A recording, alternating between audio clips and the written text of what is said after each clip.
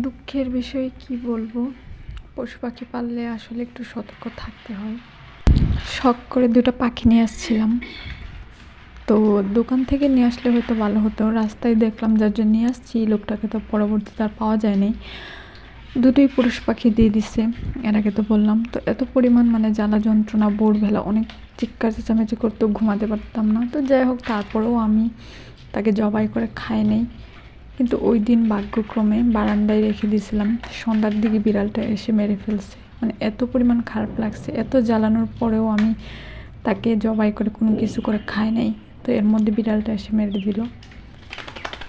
শখের জিনিস নাকি আসে তোলা, কথায় আছে। তো এরকম খুব খারাপ লাগতেছিল। তারপরে 2 দিন পর আবার তখন দোকান থেকে দুটো পাখি নিয়ে আসলাম। দেখতেই পাচ্ছেন 3টে পাখি, দুটোই বললো মহিলা। তো এখন মহিলা সম্পর্কে একটু ধারণা হয়ে গেছে ইউটিউবে দেখার পর। তারপরে মনে হচ্ছে বাসায় নিয়ে আসার পর একটা মনে হয় পুরুষ। এই যে দেখেই বোঝা যাচ্ছে দুটো পাখি ছোট, আর একটা অনেক বড়, প্রাপ্তবয়স্ক হয়েই গেছে। তো এটা এখন অনেক চিৎকার চেঁচামেচি করে। তো দুটো জোড়া আনার পর আবার একটু কমে গেছে, কিন্তু দেখছি আজকে থেকে আবার চিৎকার চেঁচামেচি শুরু করে দিছে। আপনাদেরকে দেখাই যে এই যে এটা মনে হচ্ছে পুরুষই। তো নিচের দিকে যে বাদামি কালারটা হালকা আছে, তো মহিলাদের নাকি এই যে গলার নিচের এইখানে বাদামি কালারটা থাকে না। আর হচ্ছে এটা একটু প্রাপ্তবয়স্ক হয়ে গেলে দেখবেন যে এরকম করে হয়ে যাবে। এটা তো পুরুষ বড় পাখিটা। তো প্রাপ্তবয়স্ক হলে মল থেকে এখানে চাপ দিলে একটু ফেনা ফেনা বের হয়, তাহলে বোঝা যায় আসলে এটা পুরুষ কোয়েল পাখি। এগুলো খুব ছোট ছোট। তো আসার পর থেকে অনেক জ্বালাতন করছে বড় পাখিটা। তো এই যে দেখুন, দুটো পাখির পার্থক্য। এটা যে মহিলা বোঝাই যাচ্ছে, ওটা নিচে সাদা অংশ, বাদামি, কোনো কালার নেই। কিন্তু ওই যে নিচে খাঁচার ভিতরে যেটা, ওটা মনে হচ্ছে যে ওটা পুরুষ। দুটোর পার্থক্য দেখলেই বোঝা যায়, একটা বড় একটা ছোট। তো এটা যখন প্রাপ্তবয়স্ক হয়ে যাবে, তখন মলদেরটা একটু বড় হয়ে যাবে, তখন এটাও চাপ দিলে বোঝা যাবে। তার মধ্যে এটা কনফার্ম একটা তো মহিলাই। তো যখন পুরুষ, যদি ওইটা আরেকটাও পুরুষ হয়, তাহলে এটার ব্যবস্থা নিতে হবে। তো ওদেরকে খুব পরিষ্কার রাখতে হয়।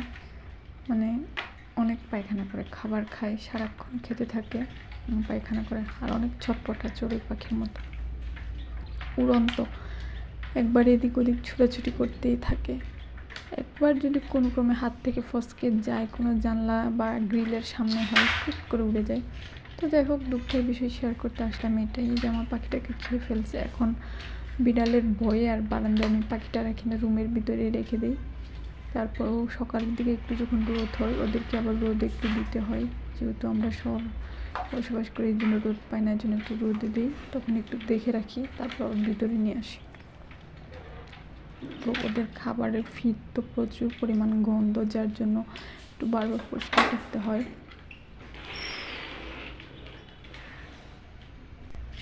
সারাক্ষণ ছোটাছুটি করে। আর পুরুষ পাখিটা সারাদিন ডাকে না, ভোরবেলা এই যে সামনেরটা অনেক বড়। তো এটাই প্রাপ্তবয়স্ক।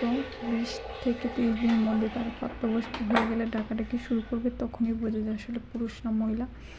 যদি আপনার বাসায় এরকম ডাকাডাকি করে, তাহলে দেখবেন আপনি ঘুমাতেও পারবেন না, আশেপাশের মানুষের কমপ্লেন শুনতে হয়। যার জন্য বেশি পুরুষ পাখি থাকলে জবাই করে খাওয়াই বেটার। 10টা থাকলে 2টো পুরুষ পাখি এনাফ, এত বেশি লাগে না। তো আমি একটাই নিয়ে আসছি, যদি ওই দুটো মহিলা হয় তাহলে আরও মহিলা নিয়ে আসতে হবে। দোকান থেকে দেখে শুনে নিয়ে আসাই ভালো। আসলে প্রথম তো জানা ছিল না। আজকে এই পর্যন্তই।